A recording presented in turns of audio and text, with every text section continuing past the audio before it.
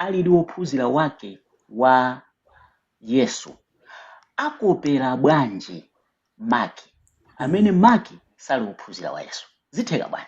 Yeah. That was my point. Apa pachithunzi panzi pamene zikuchitika. Luku ndi Matthew osewa kutenga sosi ya Maki.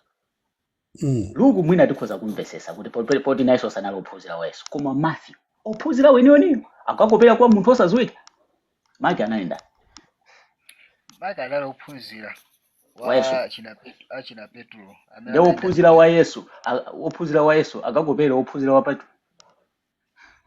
Zona zweni. Petro anali ophunzira wa Yesu. Ndiye kuti ophunzira wa Yesu Mateyo. Tadikirani. Maki matenga dikira kai tundeti kuuze.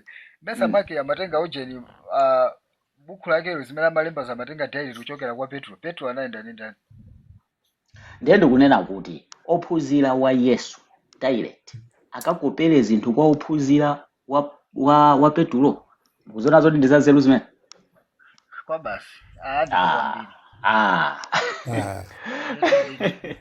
Hayi ndodi ndifake muna Kristo amwe.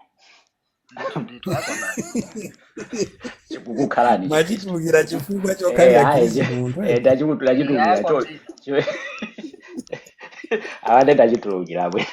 Ndichachikulu chifukwa choti ndichachikulu. Chachikulu kwa. Ndipo ndichomveka. Ndichomveka. Hayi pepo Abdu pepo simunamvesesa. Ile namvesesa. Okay.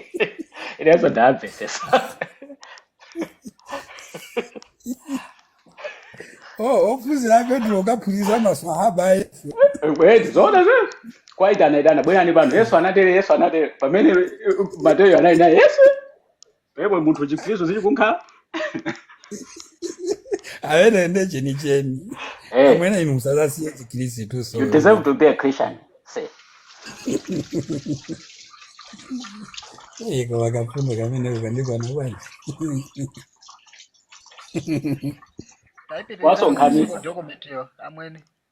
Kwasonkhanisa ophunzira wa Petro kwasonkhanisa ophunzira Yesu. Khani apa. Yesu ankashira. Ndikumaphunzisa. Numaphunzisa. Ungalembe izi.